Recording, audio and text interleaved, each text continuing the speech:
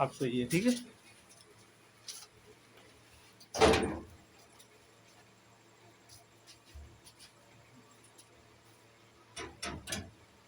Hello दोस्तों, आज हम ह्यूमन हार्ट के बारे में जानेंगे, मानव हृदय के बारे में।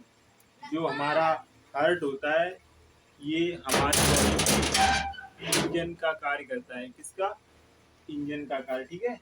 ये जो हमारा हृदय होता है, ये हमारी बॉडी में ब्लड का सर्कुलेशन बनाए रखने में मदद करता है। किसका? ब्लड का सर्कुलेशन बनाए में मदद करता है। ये जो ब्लड का सर्कुलेशन हमारी बॉडी में होता है, ये दो पाइप नलियों द्वारा होता है, जिसमें से एक का नाम है धमनी, जिसे हम इंग्लिश में आर्टरी बोलते हैं, ठीक है। दूसरा है सिरा, जिसे हम इंग्लिश में वेन बोलते हैं। यही दो पाइप नलियां हैं जो हमारी बॉडी में ब्लड के सर्कुलेशन को बनाए रखती हैं, ठीक है। इसमें एक है आर्टरी और एक है वेन, ठीक है। इसमें आर्टरी आर्टरी जो होती है, वो हमारी बॉडी का जो ऑक्सीजनेटेड ब्लड होता है, वो पूरी बॉडी में सप्लाई करती है। कौन करती है? आर्टरी, ठीक है। आर्टरी हमारी बॉडी में ऑक्सीजनेटेड ब्लड, जिसमें जिस ब्लड में ऑक्सीजन उपस्थित होती है, वो ब्लड पूरी बॉडी में कौन सप्लाई करता है? हार्ट से। आर्टरी कौन करती है? आर्टरी। यानी कि आर्टरी ऑक्सीजनेटेड ब्लड हार्ट से पूरी बॉडी में सप्लाई करती है, आर्टरी यानी कि धमनी, ठीक है। और वेन का क्या काम होता है? वेन ये हमारी बॉडी का डीऑक्सीजनेटेड ब्लड, यानी कि जिसमें ऑक्सीजन ना हो, वो दोबारा ऑक्सीजनेटेड होने के लिए हार्ट में आता है। और कौन लेकर आती है? वेन, यानी कि सिरा, यानी कि जिसे हम नसली बोलते हैं हिंदी में। कौन लेके आता है? वेन। ये कैसा ब्लड लेके आती है? डीऑक्सीजनेटेड ब्लड, जिसमें ऑक्सीजन उपस्थित नहीं होती है, ठीक है। अब आइए ये काम कैसे करती है, इसके बारे में हम जानते हैं, ठीक है। तो देखिए, ये है हमारा हार्ट। क्या है? हार्ट। इसमें एक होती है इंफेरियर वेना कावा, ये होती है वेन। और एक होती है सुपेरियर वेना कावा, ये भी एक वेन होती है। ये पाइपलाइनें होती हैं दो, एक इंफेरियर वेना कावा और एक सुपेरियर वेना कावा, ठीक है। इंफेरियर वेना कावा का क्या काम है? ये हमारी बॉडी के लोअर पार्ट का, यानी कि निचले हिस्से का जो भी ब्लड है, जो भी डीऑक्सीजनेटेड ब्लड है हमारी बॉडी के निचले हिस्से का, यानी कि निचले भाग का जो डीऑक्सीजनेटेड ब्लड है, वो इंफेरियर वेना कावा कहाँ लेकर आती है? राइट एट्रियम में। कहाँ लेकर आती है? राइट एट्रियम में, ठीक है। इसके बाद आते हैं सुपेरियर वेना कावा पे। जो सुपेरियर वेना कावा है, वो हमारी बॉडी के ऊपरी हिस्से का, यानी कि ऊपरी हिस्से का जो ब्लड है, डीऑक्सीजनेटेड ब्लड, वो कहाँ लेकर आती है? राइट एट्रियम में, यानी कि दायां अलिंद में, ठीक है। तो इतना क्लियर हुआ आपके? एक सुपेरियर वेना कावा, ये वेन है, और एक इंफेरियर वेना कावा। इससे पहले एक बात और जान लो, जो आर्टरी होती है, वो वो ब्लड हार्ट से पूरी बॉडी में सप्लाई करती है, ठीक है। आर्टरी का क्या काम है? हार्ट से ब्लड लेके जाएगी पूरी बॉडी में, ठीक है। और जो वेन है, वो वो पूरी बॉडी से ब्लड लेकर आएगी कहाँ? हार्ट में, ठीक है। तो इनमें आपको फर्क पता चल गया होगा। जो आर्टरी है, वो हार्ट से पूरी बॉडी में ब्लड सप्लाई करेगी, और जो वेन है, वो पूरी बॉडी से ब्लड लेकर आएगी कहाँ? हार्ट में, ठीक है। कितना क्लियर होगा, ठीक है। अब इसमें ये सुपेरियर वेना कावा और इंफेरियर वेना कावा, ये भी आपको समझ में आ गई होंगी। इंफेरियर वेना कावा हमारी बॉडी के लोअर पार्ट का, यानी कि निचले हिस्से का ब्लड कहाँ लेकर आती है? राइट एट्रियम में। और सुपेरियर वेना कावा हमारी बॉडी के ऊपरी हिस्से का, यानी कि ऊपर के हिस्से का ब्लड, डीऑक्सीजनेटेड ब्लड कहाँ लेकर आती है? राइट एट्रियम में, ठीक है। इतना क्लियर हो गया होगा आपको। अब देखिए, इसकी जो बनावट है, इसमें एक ब्लड कहाँ आ गया? सुपेरियर और इंफेरियर वेना कावा से ब्लड कहाँ आ गया? राइट एट्रियम में, ठीक है। अब यहाँ पर एक बाल्ब होता है, जिसे हम बोलते हैं ट्राइकस्पिड बाल्ब। क्या बोलते हैं? ट्राइकस्पिड बाल्ब, ठीक है। अब जब हमारा दिल धड़कता है, ठीक है, धड़कने की प्रक्रिया को हम कॉन्ट्रैक्ट एंड रिलैक्सेशन बोलते हैं, ठीक है। जब हमारा हार्ट कॉन्ट्रैक्ट होता है, यानी सिकुड़ता है, ठीक है। जब हमारा हृदय सिकुड़ता है, यानी कॉन्ट्रैक्ट होता है, तो कौन सा वाल्व खुलता है? Tricuspid valve. ठीक है, कौन सा वाल्व? Tricuspid valve. यानी कि जब हार्ट सिकुड़ेगा तो इस वाल्व पे प्रेशर पड़ेगा, जिसे हम ट्राइकस्पिड वाल्व बोलते हैं। ठीक है, जब इस वाल्व पे प्रेशर पड़ेगा तो जो इस राइट एट्रियम में ब्लड आया होगा वो यहाँ राइट वेंट्रिकल में आ जाएगा। कहाँ? राइट वेंट्रिकल में। किस प्रक्रिया के द्वारा? जब हार्ट कॉन्ट्रैक्ट होगा यानी कि सिकुड़ेगा तब ब्लड कहाँ आ जाएगा? राइट वेंट्रिकल में। ठीक है, कितना समझ में आया आपको? ठीक है, इसके बाद फिर यही से प्रक्रिया दोबारा से होती है। फिर हार्ट कॉन्ट्रैक्ट होता है, तब तब ब्लड फिर कहाँ जाता है? यहाँ। इसे हम बोलते हैं, जो ये नली है आपको दिख रही होगी, इसे हम बोलते हैं पल्मोनरी आर्टरी। क्या बोलते हैं? Pulmonary artery. जब जब हार्ट दोबारा से कॉन्ट्रैक्ट होगा तब ये वाला वाल्व खुलेगा, जिसे हम बोलते हैं पल्मोनरी वाल्व। ठीक है, क्या बोलते हैं? Pulmonary valve. जब हृदय वापस से कॉन्ट्रैक्ट होगा यानी कि सिकुड़ेगा, तब ये सिकुड़ेगा ऐसा, तो इस वाल्व पर इस वाल्व पर प्रेशर पड़ेगा और ये वाल्व खुल जाएगा। ठीक है, तब ब्लड सीधे हमारा कहाँ जाएगा? यहाँ से होते हुए लंग्स में। कहाँ जाएगा? लंग्स में। लंग्स में ब्लड आ जाएगा। ठीक है, कितनी प्रक्रिया आपको समझ में आ गई होगी।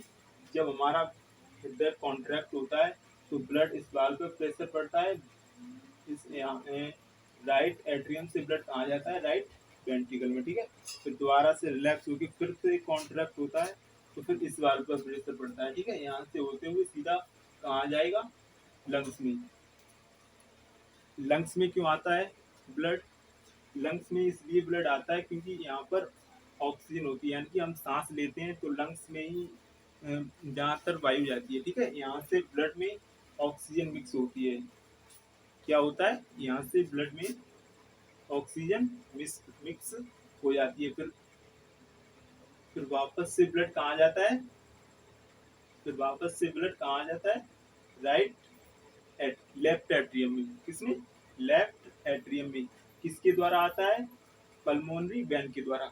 अभी हमने बताया था, यानी कि अगर ब्लड हार्ट से वापस यानी कि हार्ट से कहीं बाहर जाएगा तो किसके द्वारा जाएगा? आर्टरी के द्वारा। यानी कि जब ब्लड बाहर जा रहा था तो किसके द्वारा जाता था?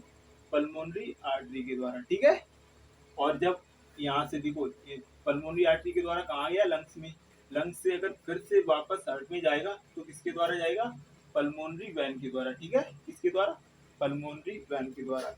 यहीं से क्वेश्चन भी बनता है कि लेकिन कैसा ब्लड जाएगा? Oxygenated blood. कैसा ब्लड? Oxygenated blood. वैसे वैन का क्या काम है? पूरी बॉडी से डीऑक्सीजनेटेड ब्लड हार्ट में लाना, लेकिन यहाँ पर ऑक्सीजनेटेड ब्लड वैन के द्वारा जा रहा है। किसके द्वारा? वैन, पल्मोनरी वैन के द्वारा। तो आपको ध्यान रखना है, जब वो कौन सी सिरा है जो ऑक्सीजनेटेड ब्लड हार्ट में लाती है, तो वो कौन सी है? पल्मोनरी वैन, जो ऑक्सीजनेटेड ब्लड हार्ट में लेकर आती है। ठीक है, और हार्ट में कहाँ लाती है? लेफ्ट एट्रियम में। कहाँ लाती है? लेफ्ट एट्रियम में। ठीक है, फिर फिर दोबारा से वही प्रोसेस होती है कॉन्ट्रैक्ट एंड रिलैक्सेशन की, यानी कि फिर से हमारा हृदय कॉन्ट्रैक्ट होता है और इस वाल्व पर प्रेशर बढ़ता है, जिसे हम बोलते हैं बाइकस्पिड वाल्व। इस वाल्व का नाम क्या है? Bicuspid valve. इसे हम मित्राल वाल्व भी बोलते हैं। क्या बोलते हैं? मित्राल वाल्व। ठीक है, जब हृदय कॉन्ट्रैक्ट होगा यानी कि सिकुड़ेगा तब इस वाल्व पर प्रेशर पड़ेगा और ब्लड कहाँ जाएगा? लेफ्ट वेंट्रिकल में। कहाँ जाएगा? लेफ्ट वेंट्रिकल में।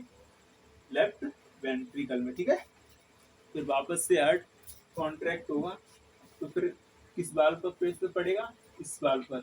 इसे हम बोलते हैं आयोटा।